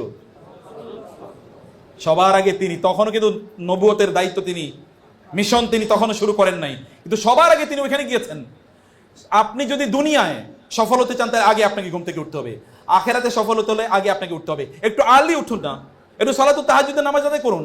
তাহাজ্জুদ যদি আপনি আদায় না করেন, তাহলে কোনোদিন আপনি ঈমানের ফিল পাবেন না। রাতের ইবাদত না করলে কোনোদিন ফিল পাবেন না। আপনার নিজকে কেন আপনি সুখ থেকে বঞ্চিত করবেন?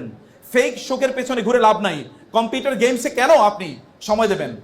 আপনি কেন ইউটিউবে 1000 ঘন্টা, আপনি নেটফ্লিক্সে আপনি কেন গান অথবা অমুকের সিনেমা দেখে, লেটেস্ট রিলিজ কি আছে এটা দেখে, অ্যাডভেঞ্চারাস কি কি নতুন জিনিস এসছে এগুলো দেখে কেন আপনার সময় আপনি নষ্ট করবেন? আপনার অনেক বড় হওয়ার অধিকার আছে, যোগ্যতা আছে, ক্ষমতা আছে, এবং আল্লাহ তাআলা আপনাকে এই পটেনশিয়াল দিয়ে তৈরি করেছেন। অতএব সময় যদি কাটান তাহলে প্রোডাক্টিভলি কাটান, সেটা আপনার নিজের কল্যাণে কাটান। আপনার রাসূল যেমন ভাবে কেটেছেন। আপনার কয় ঘন্টা ঘুমান? এখানে একটু হাত তুলে বলেন তো কেউ একজন কয় ঘন্টা ঘুমান? কত ঘন্টা ঘুমান? যিনি 8 ঘন্টা ঘুমান তিনি দুনিয়াও আগাইতে পারবেন, আখিরাতও আগাইতে পারবেন। 7 ঘন্টা, 9 ঘন্টা কেউ কেউ ঘুমায়, সুবহানাল্লাহ। তাহলে জীবনের প্রায় 3/2 ভাগ ঘুমিয়ে কাটিয়ে দিচ্ছে। ছোটবেলা ঘুমাইছে, এরপরে বৃদ্ধ হলেও ঘুমাবে, আর মধ্যখানে 9 ঘন্টা ঘুমাচ্ছে। আপনাদেরকে কেউ যদি বলে থাকে 8 ঘন্টা ঘুমাতে হবে, তারা আপনাদেরকে মিস ইনফরমেশন দিয়েছে। রাসূলুল্লাহ সাল্লাল্লাহু আলাইহি ওয়াসাল্লাম পৃথিবীতে শ্রেষ্ঠতম এক্সাম্পল না? তিনি 4 ঘন্টা থেকে 4.5 ঘন্টা থেকে 5 ঘন্টার উপর কোনোদিন ঘুমান নাই। I challenge you. এবং এখনো যারা আপনি স্যার থেকে জিজ্ঞেস করেন তো কয় ঘন্টা ঘুমায়? এই যে 4 ঘন্টা ঘুমায়, যে দেখেন 4 ঘন্টা ঘুমায়। এবার প্রিন্সিপাল স্যারকে জিজ্ঞেস করেন কয় ঘন্টা ঘুমায়। স্যাররা তো এখানেই, যে এখানে তো মানে উপস্থিত আছেন, তো স্যাররা তো ইউনিভার্সিটিতে চলে আসেন, দিনের বেলা তো আর ঘুমানোর সময় পান না। রাতেও নিশ্চয়ই 11টা-12টার আগে ঘুমান না, নাহলে 11টায় ঘুমান, এরপরে ফজরের জন্য উঠে যান, অথবা তাদের অন্যান্য কাজ থাকে। 4-5 ঘন্টার বেশি ঘুমায় কিভাবে মানুষ? যে ডাক্তার আপনাদেরকে বলেছে 8 ঘন্টার বেশি 8 ঘন্টা ঘুমাতে হয়, আমি চ্যালেঞ্জ করে বললাম একজন ডাক্তারে গিয়ে বলেন আপনি 8 ঘন্টা ঘুমান, রুটিন দেন আমাকে। একজনকে আমি চ্যালেঞ্জ করে বললাম এখানে। অতএব এটা একটা ফেক ইনফরমেশন। ঘুমের সময় কমিয়ে দেন। আপনি ঘুমাবেন গিয়ে কবরে, এরপরে করবেন কি? কবরে গিয়ে করবেন কি? দুনিয়া তো কাজের জায়গা, এখানে তো আপনার ঘুমের জায়গা না। এবং আপনার নবীজি কি করেছেন তাকে স্ট্যান্ডার্ড হিসেবে নেন, তাকে এক্সাম্পল হিসেবে নেন। তার চেয়ে সফল এই পৃথিবীতে কেউ না। দুনিয়ার মানদণ্ডে, আখেরাতের মানদণ্ডে কোথাও তার চেয়ে বেশি সফল নাই। অতএব আপনি আপনার ঘুমের মাত্রা কমিয়ে দিতে হবে। প্রিয় ভাইয়েরা, আপনার যদি স্পিরিচুয়ালি যদি নিজেকে ডেভেলপ করতে চান, তাহলে গুনাহ কমিয়ে দিতে হবে। কি কমাতে হবে? গুনাহ। মনে রাখবেন, ইবাদত, কোরআন তেলাওয়াত, আল্লাহর জিকির, তাসবিহ, তাহলিল, এগুলো মানুষের চেহারায় গ্লু তৈরি করে। গ্লু মানে বুঝেন তো? চেহারায় উজ্জ্বলতা, আলো তৈরি করে। যারা হাদিস পড়ে, আল্লাহ রাসূল তাদের জন্য দোয়া করেছেন, নাদ্দারাল্লাহু আবদান সামিয়া মাকালাতি, আল্লাহ তাআলা তাদের চেহারাকে আলোকিত করে দিন। যারা হাদিস পড়ে এবং মানুষকে হাদিস পড়ে শোনায়। এই আলোচনা, এই হাদিস শোনার পর সুফিয়ান ইবনে ওয়াইনা নামক বিখ্যাত একজন তাবী, তিনি বলেছেন, যারা হাদিস পড়ে, আহলুল হাদিস, হাদিস যারা পড়ে এবং পড়ায়, আমি তাদের প্রত্যেকের চেহারা থেকে আলো ঝরতে দেখেছি। আপনি মনে করবেন না যে আপনার চেহারাটা ফর্সা দেখে এখান থেকে আলো ঝরে। নো, আপনি রাতের বেলা হারাম জিনিস আপনি দেখবেন, ব্লু লাইট যেখান থেকে বের হয়, ওই সকল জিনিস আপনি দেখবেন, আর মনে করবেন আপনার চেহারা আলোকিত হবে। নেভার। আপনি ভেতর থেকে অন্ধকার হয়ে উঠবেন। আজকে অথবা দেখবেন না, কালকে দেখবেন গোটা দুনিয়া আপনার জন্য অন্ধকার হয়ে যাচ্ছে। বিয়ে করলে বউ পালাবে, বিয়ে করলে বউ পালিয়ে চলে যাবে, কারণ আপনি এর আগে কি নিজকে ধ্বংস করে দিয়েছেন। আপনার নিজে থেকে, ভিতর থেকে যদি আপনার আলোকিত করতে হয়, মনে রাখবেন, যদি আপনি নামাজ আদায় করেন, কোরআন তেলাওয়াত করেন, বিশেষ করে তাহাজ্জুদে নামাজ আদায় করেন, তাহলে আপনি একাকী যখন ইবাদত করবেন, তখন আপনি ভেতর থেকে আলোকিত হয়ে উঠবেন। আর দিনের বেলা আল্লাহ সুবহানাহু ওয়া তাআলা ফেরেশতাদের মাধ্যমে আপনাদের নামগুলো মানুষের কাছে ছড়িয়ে দেবেন। কার কাছে ছড়িয়ে দেবেন?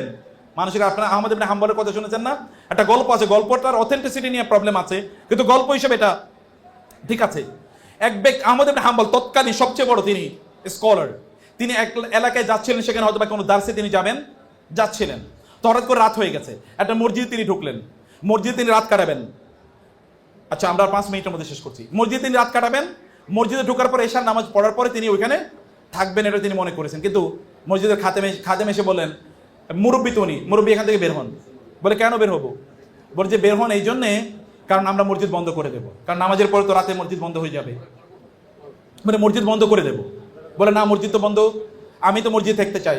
বলে আপনি থাকতে পারবেন না, আপনি কি বের হবেন নাকি আমি আপনাকে বের করে দেবো? উনি বের হতে চাচ্ছিলেন না, আর এই খাদেম তাকে পাজাকোলা করে মসজিদের বাইরে নিয়ে রেখে আসলেন।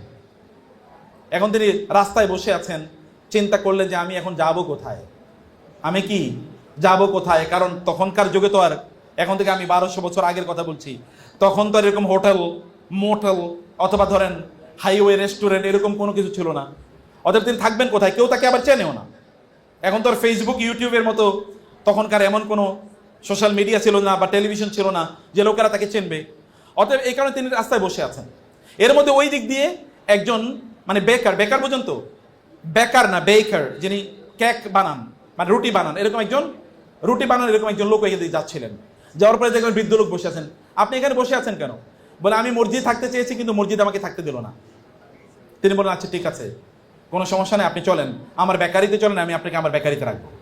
আমি বাসায় যেতে চাচ্ছিলাম, বাসায় যেমন আপনি আমার বেকারিতে থাকবেন। ওনাকে বেকারিতে নিয়ে গেলেন, নিয়ে তাকে একটু থাকতে দিলেন। কিন্তু এই যে বেকারির মালিক যিনি, ইনি সাধারণত রাতে রুটি বানান, দিনের বেলা রুটি বিক্রি করবেন।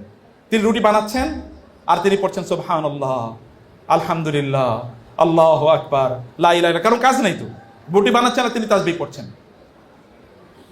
ওই যে আহমদ ইবনে হাম্বল ইমাম, যুগের সবচেয়ে বড় আলেম, তিনি অবাক হয়ে তাকাচ্ছেন, এই লোক রুটি বানায় আর তাসবিহ পড়ছে। সাধারণত রুটি বানায় যারা এরকম কাজ করে তারা তো এরকম করার কথা না, তাসবিহ পড়ছে আর সারা রাত এরকম করেছে। ফজরে যখন আজান হলো তখন ইমাম তাকে বললেন, ভাই তুমি সারা রাত রুটি বানালা আর তাসবিহ পড়লা, তুমি ঘুমাইলা না? বলো না আমি তো ঘুমাই না, আমি রুটি বানাই। তো তাসবিহ পড়লা যে? বলো আমি সারা রাত এরকমই করি, কাম নাই তো, এই যে কারণে আমি রুটি বানাই আর তাসবিহ পড়ি। বলে তাহলে তো মাশাআল্লাহ, তুমি তো অনেক আল্লাহওয়ালা মানুষ, তাহলে আল্লাহ তাআলা তো তোমাকে অনেক ভালোবাসেন, তোমার যা মনে চায় তুমি আল্লাহকে বললো তো আল্লাহ তাআলা তোমাকে দিয়ে দেন। ওনার একটু ইচ্ছা যে উনি তারা একটু বলবো আমার জন্য দোয়া করো, এমন ইচ্ছা। বলে হ্যাঁ আমি আল্লাহর কাছে যা চাই আমি তাই পাই, আমার খুব সুখ, কোনো সমস্যা নাই, কিন্তু একটা জিনিস এখনো আমি পাই না, আমি আল্লাহর কাছে অনেক চাইছি। বলে কি? বলে আমি আল্লাহর কাছে বলছি, আল্লাহ এই যুগের সবচেয়ে বড় আলেম আহমদ ইবনে হাম্বলের দেখতে চাই, আমি কেবল আল্লাহর কাছে এই দোয়া করতেছি, কিন্তু এখনো পাই না এটা। তিনি তারা জড়িয়ে ধরে বলেন, ভাই আমি তো আহমদ ইবনে হাম্বল, দেখো না আল্লাহ তাআলা আমার পা ধরে তোমার রুটির দোকানে আমার টাইনা নিয়ে এসে আমার নামে আহমদ ইবনে হাম্বল। যখন আপনি রাতের অন্ধকারে আল্লাহকে বলবেন, দিনের আলোর মধ্যে আল্লাহ সুবহানাহু ওয়া তাআলা মানুষের কাছে আপনার নামগুলো ছড়িয়ে দেবেন। উনি তো জানেন না, উনি তাকে চেনেন না, কিন্তু তিনি মনে চেয়েছেন, মনে মনে চেয়েছেন, আল্লাহ তাআলা তাকে এটা প্রদান করেছেন। আপনারা কেন আপনাদের নিজেদেরকে এই সুখ থেকে বঞ্চিত করবেন? হারামের দিকে যাবেন না, এটা আপনার চেহারাকে অন্ধকারাচ্ছন্ন করে দেবে, গোটা জীবনকে অন্ধকারাচ্ছন্ন করে দেবে। আপনি জানেন তো গান শুনলে অন্তরে নেফাকি তৈরি হয়, তখন ইবাদতের স্বাদ পাবেন না। কোরআন তেলাওয়াত শুনে আপনি মজা পাবেন না। কোরআন তেলাওয়াত শুনে কেঁদেছেন কবে বলেন? আপনারা এখন দেখেন, এখনো ইউটিউবে আপনি সার্চ করেন, দেখবেন যে কোরআন তেলাওয়াত শুনে কাঁদা, এরকম দেখেন হাজার হাজার দৃশ্য। আপনার কি কোনোদিন এরকম কাঁদতে মনে চায় না কোরআন তেলাওয়াত শুনে? আপনার অন্তরে একটা ইম্প্যাক্ট তৈরি হোক, একটা ধাক্কা তৈরি হোক, আপনার ভালো লাগুক, এটা কি আপনি চান না? চাইতে হলে আপনাকে হারাম জীবন থেকে মুক্ত থাকতে হবে। আপনি এর মধ্যে প্রিয় বন্ধুরা যদি গুনাহ করে থাকেন, নো প্রবলেম, তওবা করুন, ইস্তেগফার করুন। তওবা ইস্তেগফার এটা ডিটারজেন্টের মতো, এটা সাবানের মতো। আপনার জামা কাপড়ে যদি কোনো ময়লা লেগে থাকে, সাবান দিয়ে ধুইলে যেমনিভাবে এটা পরিচ্ছন্ন হয়ে যায়, তওবা এবং ইস্তেগফার করলে এভাবে আপনার গোটা জীবনটা পরিচ্ছন্ন হয়ে যাবে। একজন নারী তিনি জিনা করেছেন এবং একজন পুরুষ, দুজনই এরকম দুটো ঘটনা এবং দুটোই সহি বিশুদ্ধ ঘটনা। নারী রাসূলের কাছে আসলেন এবং বললেন, ইয়া রাসূলুল্লাহ আমি জিনা করেছি, আপনি আমাকে শাস্তি দেন, আপনি জানেন জিনার শাস্তি কি? রাসূল বলেন ঠিক আছে তোমার বাচ্চা হোক, তারপরে আসো। বাচ্চা হওয়ার পরে বলেন, ইয়া রাসূলুল্লাহ আপনি আমাকে শাস্তি দেন। বলেন না, ওকে দুধ খাওয়াই আসো, ও বড় হোক। দুধ খাওয়ানোর পরে তারপরে তার বাচ্চাকে নিয়ে তিনি এসে দেখালেন, ইয়া রাসূল এই যে দেখেন বড় হয়ে গেছে, এখন আর ও মায়ের দুধ খাওয়া লাগে না। রাসূল সাল্লাল্লাহু আলাইহি ওয়াসাল্লাম এবার তাকে শাস্তি প্রদান করলেন। ওমর রাদিয়াল্লাহু তাআলা বললেন, কি নির্লজ্জ মহিলা, এরকম একটা অপরাধ করলো। রাসূল বলেন, ওমর এবং অন্য সাহাবীদেরকে বলেন, ন তার ব্যাপারে কোনো কিছু কথা বলা যাবে না। আল্লাহর কসম তিনি এমন ভাবে তওবা করেছেন, তার এই তওবা যদি গোটা মানব জাতির মাঝে বন্টন করে দেয়া হয়, তাহলে মানব জাতির জন্য একটা তওবাই যথেষ্ট। কোয়ালিটি কি, তওবার কোয়ালিটি কি, মানুষের জন্য এই তওবাই যথেষ্ট। মুসা আলাইহিস সালাতু ওয়াস সালাম তিনি ইস্তেসকার নামাজ পড়লেন, গল্প আবার বলছি, ঘটনা। ইস্তেসকার তিনি নামাজ পড়েছেন, এরপরে ইস্তেসকার নামাজ পড়লে তো বৃষ্টি প্রার্থনা নামাজ, বৃষ্টি হবেই। মুসা নামাজ পড়েছেন, বৃষ্টি হবেই। তো বলা হলো যে আমার বৃষ্টি হচ্ছে না কেন, এরকম একটা মানে ইস্যু। বলো যে তোমার এখানে এমন একজন লোক আছে যে এমন একটা অপরাধ করেছে যে অপরাধের কারণে বৃষ্টি হচ্ছে না। মুসা আলাইহিস সালাম বললেন, এমন কে আছো যে এমন অপরাধ করেছো তোমার কাছে তোমার কারণে বৃষ্টি হয় নাই, তুমি এখান থেকে বের হয়ে যাও। আচ্ছা কেউ কি বের হবে?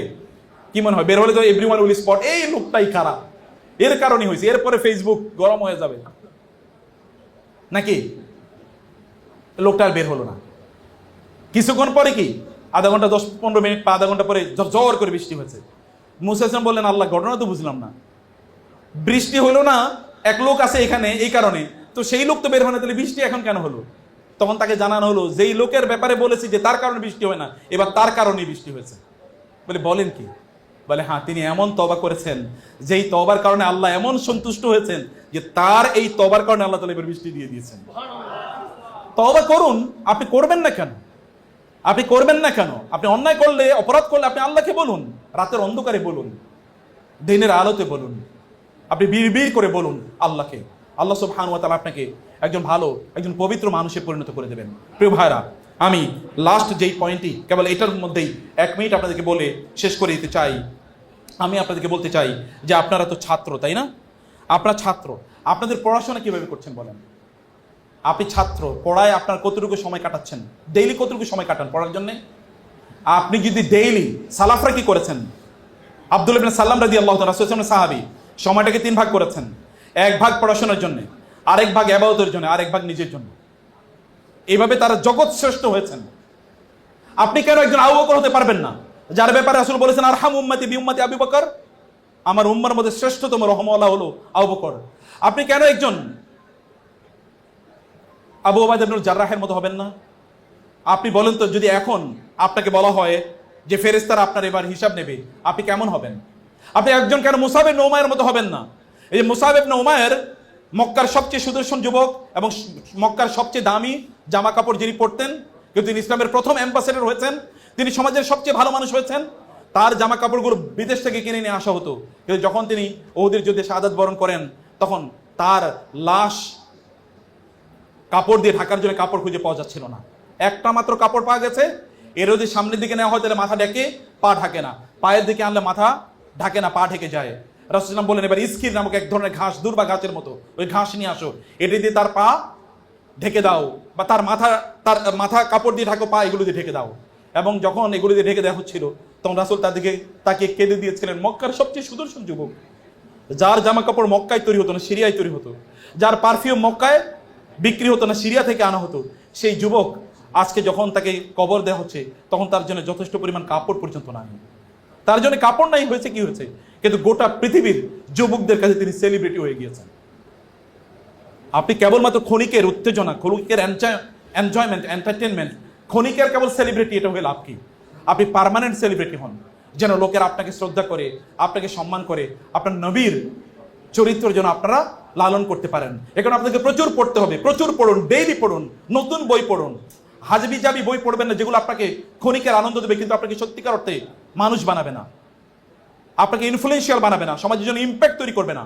আপনি সমাজে ইম্প্যাক্ট তৈরি করতে হলে আপনাকে অবশ্যই, যদি আপনি সমাজে ইম্প্যাক্ট তৈরি করতে চান, তাহলে অবশ্যই আপনাকে মানুষের জন্য কাজ করার জন্য নিজকে যোগ্য করে গড়ে তুলতে হবে। মানুষের জন্য কাজ করার জন্য আপনাকে অবশ্যই দেরি করবেন না। আমার মনে হয় যে স্যারদেরও এরকম আয়োজন করা দরকার, যে গণ বিয়ের আয়োজন করে দেওয়া দরকার।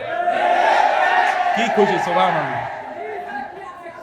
হ্যাঁ, গণ বিয়ের আয়োজন করে দরকার, কিন্তু তার জন্য সঠিক বয়সে বিয়ে করেন। আপনি যখন বুড়া হয়ে যাবেন তখন বিয়ে করে লাভ কি?